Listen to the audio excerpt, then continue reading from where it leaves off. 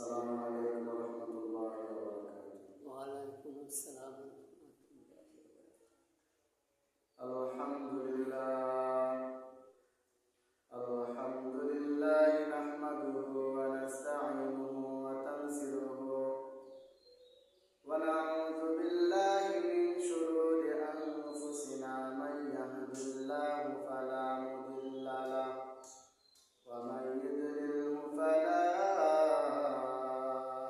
هادي له ونشهد أن لا إله إلا الله وحده لا شريك له ونشهد أن سيدنا ومولانا محمدا عبد الله ورسوله لا خالق إلا الله لا مالك إلا الله لا ستار إلا الله لا حنان إلا الله لا منان إلا الله لا معبود إلا الله لا معشوق إلا الله لا رحمن إلا الله لا رحيم إلا الله لا إله إلا الله أما بعد فأعوذ بالله من الشيطان الرجيم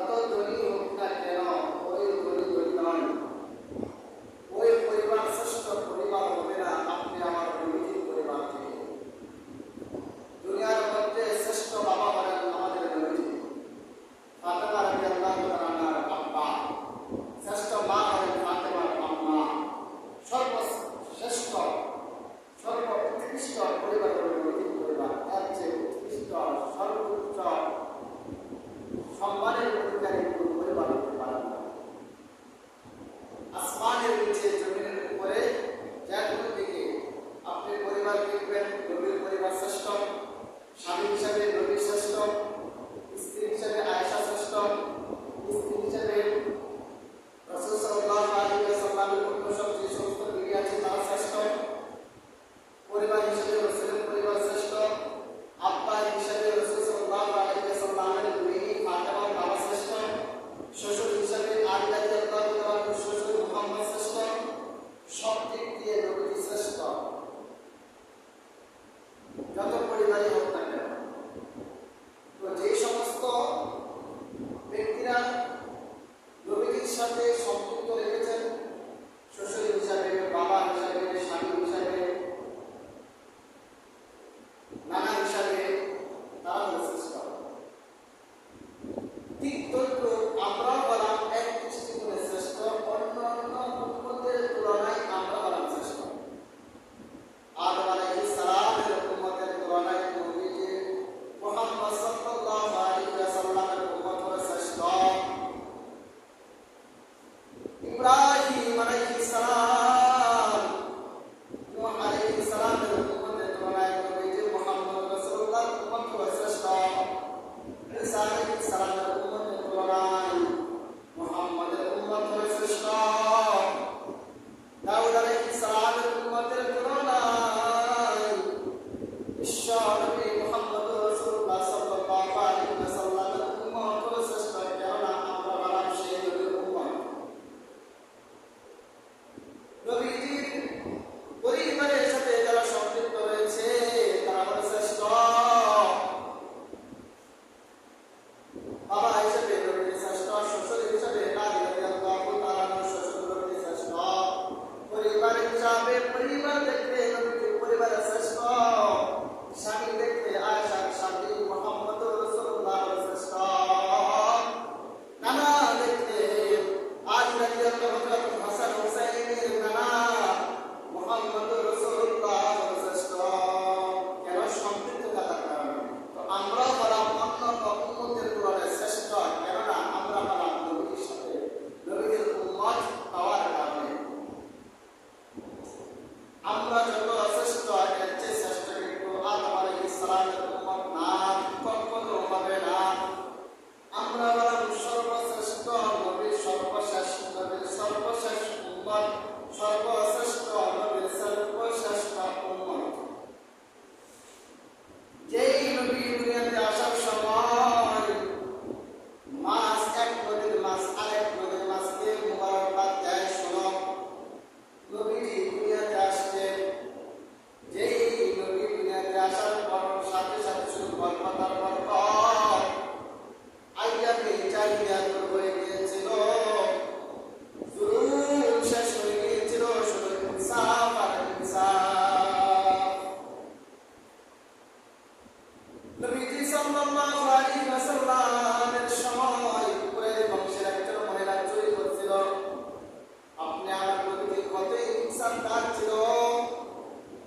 কুরাইশ বংশের একজন মহিলা চুরি করছিল। কোরআনের আয়াত হলো চোর চুরি করবেন তার হাত কেটে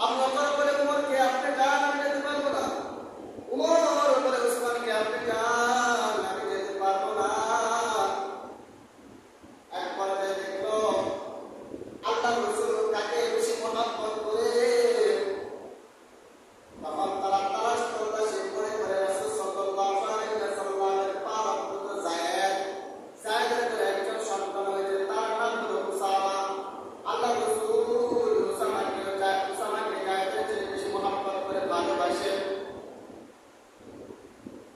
তখন কয়েকজন সাহাবে কেরাম মিলে উসামাকে এই কথাটা শিখাই দিলেন, উসামা তুমি রাসূলের কানে কানে দিয়ে এই কথাটা বলবা, আল্লাহ রাসূল যেন কুরাইশ বংশের মেয়ের হাতটা না কাটা অন্য কিছু শাস্তি যেন তাকে দেওয়া হয়। কেননা যদি তার হাত কাটা হয় তাহলে নবী বংশের বেইজ্জতি। এই কথাটা যখন উসামা বলার জন্য রাসূলের কোলে এসে বসছে, দেখেন নাতিরা যেভাবে দাদার কোলে নানার কোলে বসে আর কি, সেভাবে উসামা এসে নবীজির কোলে বসছে, পেটের কোলে বসছে, বসে কানের মধ্যে মাথা লাগাইয়া কানের মধ্যে মুখটা লাগাইয়া বলতেছে, ওনারা দাদা গো, এই কুরাইশ বংশের মহিলাটা কিন্তু কুরাইশ বংশের মহিলা, তার হাতটা না কাটা অন্য একটা শাস্তি দেন। কেননা যদি তার হাতটা না হয় তাহলে আপনার বংশ তো কুরাইশ বংশ, কুরাইশ বংশের ব্যয় হবে।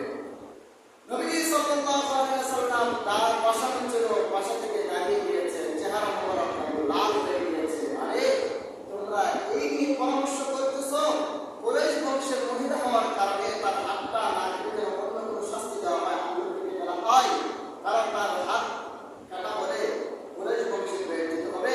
আরে আল্লাহর কসম, আমার কলিজার টুকরা ফাতেমা যদি চুরি করতো তবুও আমি তার হাত কেটে ইনসাফ প্রতিষ্ঠা করতাম। সুবহানাল্লাহ। রাসূল বলেন, ফাতেমা হলেও আমি তার হাত কেটে ইনসাফ প্রতিষ্ঠা করতাম। এই নবী, যেই নবীর হুকুমত আপনার রয়েছে, কেমন নবী পাইলাম আহারে। নবীর ভালোবাসা তো আমরা বুঝি না, যেই নবীর সাথে 2-7 কথা বলেছে, যেই নবীকে ভালোবাসত, প্রেম নবীর সাথে প্রেম করতো, নানা পর্যন্ত প্রেম করেছিল, যেই নবীর সাথে যেই নবীর বিচ্ছেদের কারণে খেলুর কষ্ট কান্নাকাটি করেছিল, এমন নবীর উম্মত আল্লাহ আপনি আমাকে মনোনীত করেছেন। বলেন সুবহানাল্লাহ। কেমন সেই নবী যখন তায়েফের জমিনে যায় দ্বীনের দাওয়াত দেওয়ার জন্য, তায়েফবাসীরা নবীকে চিনতে পারে নাই, তায়েফের যুবকেরা নবীকে চিনতে পারে নাই। দুনিয়ার কিছু মানুষ চিনতে পারলেও তায়েফের যুবকেরা চিনতে পারে নাই। লম্বা দুষ্ট যুবকেরা নবীকে চিনতে পারে নাই।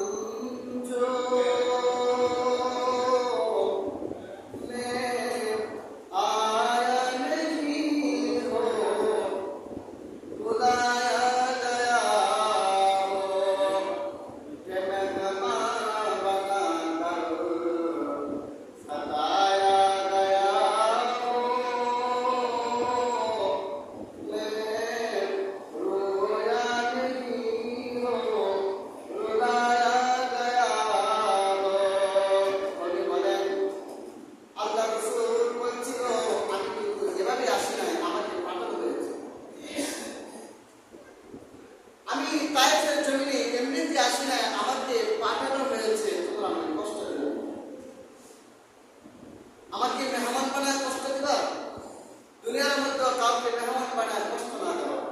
কবি ইকবাল আজ থেকে অনেক বছর আগে কবিতা বলে দিয়েছিলেন, সুন্দর একটা কবিতা আবৃত্তি করেছিল উর্দুর ভাষায়। রাসূল তায়েফের জমিনে যাই নাই, কেন হয়েছে? এই তায়েফের জমিনে যাওয়ার কারণে নবীজি কত কষ্ট ক্লেশের শিকার হয়েছেন সেটা তো বলাই ভালো। আল্লাহর নবীজির জিন্দেগিটা শুধু কষ্টে কষ্টে কষ্টে। হ্যাঁ, শান্তি যদি আল্লাহর কাছে চাইতো অবশ্যই আল্লাহ শান্তি দিত, কিন্তু আল্লাহ পাকের ইচ্ছা এত কষ্ট নবীজি করেছেন, এটা বলা ভালো। অন্য সব নবীরা যা করেছেন তার চেয়ে ডবল আর ডবল কষ্ট আমাদের নবী করেছেন। যেই নবীকে তায়েফের যুবকেরা চিনল না, কাফেররা চিনল না, সেই নবীকে কিন্তু দুই সাপ ঠিকই চিনছিল। দুই সাপ নবীজির সাথে কথা বলছিলেন, গাদা নবীজিকে চিনছিল, গাদা গাদা প্রাণী নবীজিকে চিনছিল, সমুদ্রের মাছ ঝিনুক নবীজিকে চিনছিল, কিন্তু মক্কা কাফের আবু জাহেল আবু লাহাব উতবা শাইবা তারা নবীজিকে চিনল না। নবী আপনজনের কাছ থেকে এত কষ্ট পেয়েছেন, দূরের মানুষের থেকে এত কষ্ট পান। আপনি আমার নবী কতই বয়া ছিল, তার ভিতরে এক ইহুদি নবীজির কাছে টাকা পাইল। টাকা পাওয়ার কারণে ইহুদিরা কি করলো, নবীজির দরবারে গিয়ে গামছা দিয়ে তার গলা বরাবর করছে, গামছা দিয়ে, আপনি আমার টাকা দেন না কেন? সাথে উমর রাদিয়াল্লাহু তাআলা দাঁড়ানো আছে। এই অবস্থা দেখে তো উমর তো উমরই, এই অবস্থা দেখে উমর রাদিয়াল্লাহু তাআলা সে কাপটা কিনে রেখেছে, কাপড় পরে জামা পরে পরে নিয়েছে, তাকে কি করবে বলছে, আসসালাম সুন্দর মতো দেন, তার কল্লাটা ফালাই দেবো। এটা ছিল সাহাবী প্রেমিক, রাসূল প্রেমিক সাহাবীদের ভিতরে ছিল, রাসূল প্রেমিক সাহাবী তারা ছিল। উমর রাদিয়াল্লাহু তাআলা নবীজিকে বলল, নবীজি আপনি শুধু অনুমতি দেন তার কল্লা আমি ফালাই দেই। আপনি আমার নবীজি কিভাবে ইনসাফ প্রতিষ্ঠা করেছেন মুসলমান এবং ইহুদিদের মধ্যে সম্পদ নিয়ে দ্বন্দ্ব, সম্পদ নিয়ে দ্বন্দ্ব হওয়ার কারণে মুসলমান বলতেছে যে নবীজি মুসলমান, মুসলমান হিসাবে নবীজি মুসলমান ব্যক্তির পক্ষে রায় দিবেন। দুনিয়ার মধ্যে দেখেন নবীজির সময় কি ঘটেছিল, এখন কি ঘটতেছে। বর্তমানে দলের লোক যদি সব অপরাধ করে, অপরাধ হয় না, সবসময় এমন ঘটনা ঘটেছিল, অপরাধ করে মনে হয় না। আর বর্তমানে টাকার উপরে আর কোনো মান নাই, টাকা আছে যেখানে বিচার সেই দিকেই যাবে। বাস্তবতা বলতেছে, নবীজির সময় কিন্তু এমন ছিল না। তো মুসলমান ব্যক্তি বলতেছে, যেহেতু নবীজি মুসলমান, তাহলে মনে হয় রায়টা আমার পক্ষে দিবেন। ইহুদি বলতেছে, তার ভিতরে একটা সংকোচ কাজ করতেছে, নবীজি মুসলমান, এখন যদি মুসলমানের পক্ষে রায় দেয়, ইহুদি তো সম্পদ থেকে বঞ্চিত হবে। সেই ইহুদি বলতেছে, যাও তোমাদের নবীজির কাছে যাবো, তোমাদের নবীজি যে ফয়সালা করে সেই ফয়সালা মেনে দেব। মুসলমান বলতেছে, ঠিক আছে চলো যাই। এই মুসলমান ব্যক্তি ইহুদি ব্যক্তির কথা শুনে নবীজির দরবারে গেল, ইয়া রাসূলুল্লাহ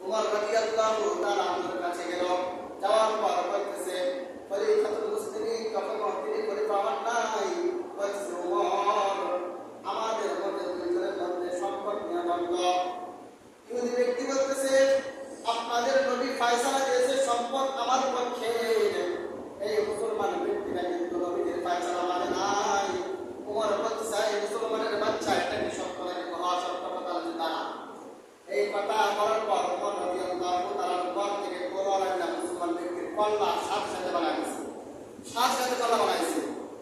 বলতেছে তুই জানোস না যেই জায়গার মধ্যে নবীজি ফায়সালা করছে, নবীজি ফায়সালার পরে আর কোনো ফায়সালা চলে না। নবীজির ফায়সালার পরে যারা ফায়সালার তলাশি করবে তাদের ফায়সালা তো কল্লা বানায় না। তো নবীজি সাল্লাল্লাহু আলাইহি ওয়াসাল্লাম বসা, এক ইহুদি ব্যক্তি এসে গামছা দিয়ে গলা বরাবর করতেছে, আপনারা টাকা দেন। বলতে চাচ্ছে আপনি ছাড়েন, আপনি টাকা দিচ্ছেন। এদিকে তোমার গেলা তোমরা রাগ করতেছে, গুসা করতেছে, আরে টাকা পাইবেন, টাকার কথা বলেন, টাকা দিয়ে দেব। তোমার রাদিয়াল্লাহু তাআলা যখন তার হাত ধরে বলতেছে, হাতের কাপড় ধরে বলতেছেন, নবীজি বলতেছে ওমর চুপ করো, তুমি এত হয়রান হও না, এত রাগ দেখাও না। দেখেন না আমার সামনে আপনাকে কিভাবে করছে ইহুদির বাচ্চা। বলতেছে ইয়া রাসূলুল্লাহ, রাসূল বলল তুমি আমার কাছে টাকা দেবা, ঠিক আছে যে টাকাটা দিয়ে দাও। ওমরকে বলল ওমর আমার কাছে যে টাকা পা সেই টাকা দিবা, আর তুমি যে রাগ দেখালে সেই রাগের কারণে বাইতুল মাল থেকে জরিমানা দিবা। এই কথা বিচারটা যদি শুনি না, ইয়া রাসূলুল্লাহ আমি তো টাকা নেওয়ার জন্য আসি নাই, আপনাকে পরীক্ষা করার জন্য আসছি। ইয়া রাসূলুল্লাহ আপনি বাদ দেন, আমাকে কালিমা পড়ান, মুসলমান এটা ছিল নবীজির চরিত্র। নবীজির চরিত্র কিছু কিছু ইহুদি বুঝলেও মক্কার কাফেররা বুঝতে, নবীজিকে মক্কার কাফেররা, মক্কার কিছু কিছু মানুষ চিনলেও অন্য সব লোকেরা চেনে না। তায়েফের যুবকেরা, লম্পট যুবকেরা নবীজিকে চেনে না, অথচ নবীজিকে দুই সাথে চেনেছে। নবীজিকে পরীক্ষা করার জন্য দুই সাথে কথাটা পরে বলতেছে, গাদার ভালোবাসা খাইবার যুদ্ধ বিজয় হওয়ার পর বাইতুল মাল হিসাবে যে সম্পদ পেয়েছিল, সেই সম্পদের মধ্যে একটা সম্পদ ছিল গাদা। সেই গাদা নবীর সাথে কথা বলতেছে। আচ্ছা আপনারা বলেন তো গাদা কি কথা বলতে পারে? গাদা নবীর সাথে কথা বলতেছে, আরবি ভাষায় কথা বলতেছে, আরবি ভাষায় নবীর সাথে কথা বলতেছে। বলতেছে ইয়া রাসূলুল্লাহ আমি বললাম কুলিম গাদা, অর্থাৎ কুলিম গাদা কার অর্থ হচ্ছে আমার বাপ দাদা 14 পুরুষ যারা ছিল তাদের উপরে নবীজিরা সওয়ার হয়েছে, আর আমার উপরে নবীজিরা সওয়ার হয়, আপনি আমার উপর সওয়ার হবেন। গাদার কথা এটা। তাই আমি চাই আপনার বাগের মধ্যে আমাকে নেবেন। তো গাদার এই কথা শুনে রাসূল বললেন ঠিক আছে তাহলে তুমি আশা করো তোমার উপর আমি সওয়ার হবো। তো রাসূল সাল্লাল্লাহু আলাইহি ওয়াসাল্লাম যাতেই যাইতো গাদার উপর সওয়ার হইয়া কোথাও যাইত না, সওয়ার হিসেবে গাদাকে ব্যবহার করত। একদিন যখন নবী সাল্লাল্লাহু আলাইহি ওয়াসাল্লামের মৃত্যু হইল, নবী সাল্লাল্লাহু আলাইহি ওয়াসাল্লামের পাশে এরকম কোনো ব্যক্তিকে দেখতে পাইব না, যেমন বিদেশের মধ্যে কুকুরগুলো বাজার করে, কুকুর বাজার কইরা মালিককে খাওয়ায়। নবীজি সাল্লাল্লাহু আলাইহি ওয়াসাল্লাম আবু বকরের প্রয়োজন হয়েছে, কিন্তু আবু বকর তার সাথে নাই। উমরের প্রয়োজন হয়েছে, উমর তার সাথে নাই। এভাবে যখন প্রয়োজন হইতো, যখন কোনো সাহাবীকে পাইতো না, তখন নবীজি গাদাকে বলতো যাও যাও তারা বাড়িতে গিয়ে তাকে খবরটা দিয়ে আসো, তাকে নিয়ে আসো। ওই গাদা নবী সাল্লাল্লাহু আলাইহি ওয়াসাল্লামের প্রেমিক কাছে ছিল। নবী সাল্লাল্লাহু আলাইহি ওয়াসাল্লামের কথা শুনে একদিনের ঘটনা, সেই গাদা আবু বকরের বাড়িতে গিয়ে দরজার মধ্যে পরাঘাত করলো। দরজার মধ্যে পরাঘাত করার পর আবু বকর তো বুঝে ফেলে গেল সেই গাদা নবী সাল্লাল্লাহু আলাইহি ওয়াসাল্লাম যে গাদার উপর সওয়ার হয়। এই কথা শুনে শুনে আবু বকর রাদিয়াল্লাহু তাআলা দরজা খুললো। দরজা খুলে দেখে গাদা আবু বকর তো বুঝিয়ে দিয়েছে। আবু বকর সেই গাদার উপর সওয়ার হয়ে নবীজির দরবারে আসছিল। এক পর্যায়ে যখন নবীজি মৃত্যুবরণ করলো, গাদার ভিতরে তো ছটফট শুরু হয়ে গেছে। গাদা ছটফট করতে হায় কি হলো, গাদা কান্নাকাটি করতেছে। নবীজির মৃত্যুর কথা শুনে গাদা পর্যন্ত কান্নাকাটি করতেছে। এক পর্যায়ে গাদা একটা কূপের মধ্যে পড়ে নিজেকে আত্মহত্যা করলো, নিজে মারা গিয়েছিল। গাদা বলতেছে কিতাবের মধ্যে পাওয়া যায় এই গাদাটাও নবীজির সাথে সম্পৃক্ত থাকার কারণে জান্নাতে যাবে। এই গাদা পর্যন্ত জান্নাতে যাবে। খেজুর গাছটা এখন তো যেমন আপনাদের এই মসজিদের মধ্যে আগে চেয়ার ছিল না, ইট দিয়ে বাঁধা ছিল। মসজিদের নবীর মধ্যে আগে চেয়ার ছিল না, খেজুর গাছটার মধ্যে পয়সা নবীকে বায়াত দিত। যখন দিন যাচ্ছে, উন্নতি হচ্ছে, মসজিদের মধ্যে যখন একটা চেয়ারের ব্যবস্থা করলো, এই খেজুর গাছটাতে আলাদা করে নবীজি এই চেয়ারের মধ্যে পয়সা বায়াত দেন, কথা বলে জমার করবা দেন। এক পর্যায়ে গাদা, এক পর্যায়ে সেই খেজুর গাছটা নবীজির বিরহের জ্বালায় এত পরিমাণে শুক্রবারের দিন কান্নাকাটি করতে সাহাবায়ে কেরাম সবাই এই খেজুর গাছটার কান্নার আওয়াজ শুনতেছে।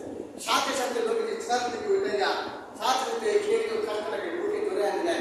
তখন সাহাবীরা বলল, ও সাহাবীরা, তোমরা খেজুর গাছের কান্নার আওয়াজ শুনেছ, যদি আমি তাকে বুকে ধারণ না করতাম তাহলে সেই খেজুর গাছটা কাঁদতে কাঁদতে একবার মৃত্যু হতো। এই খেজুর গাছটাও জান্নাতে যাবে, খেজুর গাছটা খেজুর অংশটাও জান্নাতে যাবে। তো বৈশাখ একদিন মরা বৈশাখ রাস্তার মধ্যে করে রাসূল সাল্লাল্লাহু আলাইহি ওয়াসাল্লাম বলে নিয়ে আসছেন। আইনা এভাবে ফেলা দিছে, রাসূলের সামনে আইনা বৈশাখ এভাবে ফেলা দিছে।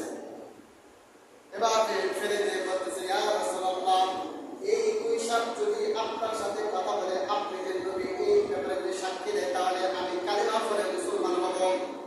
এই কথা বলার পর বৈশাখের ব্যাপারে রাসূল সাল্লাল্লাহু আলাইহি ওয়াসাল্লাম ইহুদির থেকে এই কথা শুনে, ইহুদি ব্যক্তির কথা শুনে বৈশাখকে বলে, এই বৈশাখ বল, মান তাবুদু, তুমি কার ইবাদত করো? শুনেন ঘটনাটা শুনেন। কেমন নবী আমি পাইলাম, আল্লাহ তাআলা বিনা দরখাস্তে কেমন নবীর উম্মত আপনি আমাকে আল্লাহ বানাইলেন, যে নবীর সাথে বৈশাখ পর্যন্ত আরবি ভাষায় কথা বলেছিল। বৈশাখ যখন মরা বৈশাখ, একটা জীবিত বৈশাখ, একটা মরা বৈশাখ, মরা বৈশাখকে যখন সামনে ফেলে দিল, রাসূল সাল্লাল্লাহু আলাইহি ওয়াসাল্লাম বলছে, মান তাবুদু, হে বৈশাখ, হে বৈশাখ, একটা পর্বত নাম পাইকে ইয়া রাসূলুল্লাহ, বৈশাখ বলল, ইয়া রাসূলুল্লাহ, আমি উপস্থিত। এক পর্যায়ে নবীজি বলল, হে বৈশাখ, মান তাবুদু, তুমি কার ইবাদত করো? তোমার রবকে। বৈশাখ বলল, ইয়া রাসূলুল্লাহ, ইয়া হাবিবাল্লাহ, মান কানা আরশুহু আলাস সামা, আমি ইবাদত করি যার আরশ আসমানের মধ্যে রয়েছে, তার ইবাদত করে, বলেন সুবহানাল্লাহ। অফিল আরদি সুলতানুহু, বৈশাখের কথা, আমি ইবাদত করি জমিনের মধ্যে যার রাজত্ব, তার ইবাদত করি। অফিল বাহরি সাবিলুহু, সমুদ্রে যার পথ, তার ইবাদত করি। ফিল জান্নাতি রাহমাতুহু, জান্নাতের মধ্যে যার রহমত রয়েছে, তার ইবাদত করি। অফিল নারি কাবুহু, জাহান্নামে যার শাস্তি রয়েছে, তার ইবাদত করি, বলেন সুবহানাল্লাহ। এটা হলো বৈশাখের কথা। তারপরে নবীজি আবার জিজ্ঞাসা করলো, এই বৈশাখ, আমি কে? মান আনা, আমি কে? মান আনা, আমি কে? বৈশাখ কে? নবীজি বলছে, মান আনা, আমি কে? নবীজি বৈশাখকে লক্ষ্য করে বলতেছে,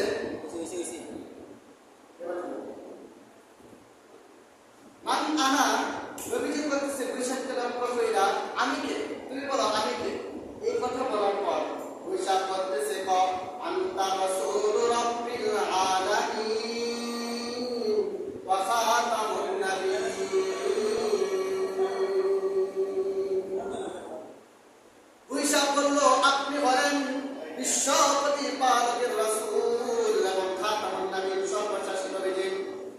এই বৈশাখ নবীজি সাল্লাল্লাহু আলাইহি ওয়াসাল্লামের সাথে কথা বলেছিল, কিন্তু সাহাবীরা, মক্কার কাফেররা নবীজিকে চিনতে পারে না। বৈশাখ কিন্তু নবীকে চিনতে পারছিল। দাদা কিন্তু নবীজিকে চিনতে পারছিল। তায়েফের যুবকেরা কিন্তু নবীজিকে চিনতে পারে নাই। আমরাও কিছু কিছু মানুষ আছে নবীজিকে চিনতে পারে নাই।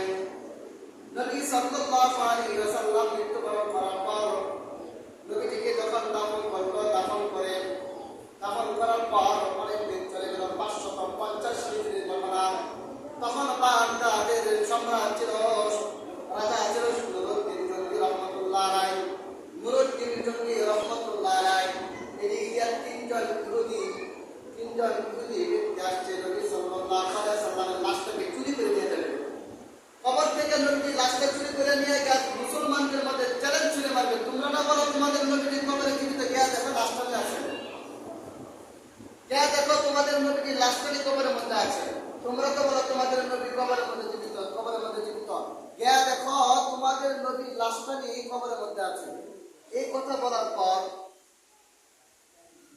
তিনজন ইহুদি ব্যক্তি আগের থেকে চক্রান্ত শুরু করে দিয়েছে, যে কোনোভাবে লাশটাকে দিতে হবে। পশ্চিম দেশ থেকে পশ্চিমা বিশ্বগুলো ইহুদিরা চ্যালেঞ্জ ছড়ে মারছে, যারা নবী সাল্লাল্লাহু আলাইহি সাল্লামের লাশটা নিয়ে আসতে পারবে, মুহাম্মদের লাশটা চুরি করে আনতে পারবে, তার বড় ধরনের পুরস্কার দেওয়া হবে। এই কথা বলার পর তিনজন ইহুদি আগ থেকে কিভাবে প্র্যাকটিস দেওয়া দরকার, যেভাবে প্র্যাকটিস দেওয়া দরকার প্র্যাকটিস দিয়ে কিন্তু রাসূল সাল্লাল্লাহু আলাইহি ওয়াসাল্লামের লাশটা চুরি করার জন্য তারা শুরু করে দিয়েছিল। এদিক দিয়া বাগদাদের সম্রাট নুরুদ্দিন জঙ্গি রহমতুল্লাহ আলাইহি এশারের নামাজের সময় কোরআন শরীফ তেলাওয়াত করতেছে। কোরআন শরীফ তেলাওয়াত করে করে নামাজে দাঁড়াবে। কোরআন শরীফ তেলাওয়াত করে নামাজে দাঁড়াবে। এমন সময় রাত্রি অর্ধেক হয়ে যাওয়ার পর নবীজিকে স্বপ্নে দেখলো, হাই নুরুদ্দিন জঙ্গি, আমার সাথে কিন্তু তিনজন ব্যক্তি আমার সাথে বেয়াদবি করতেছে, আমাকে খুবই কষ্ট দিতেছে। নবী সাল্লাল্লাহু আলাইহি ওয়াসাল্লাম এই কথা শুনে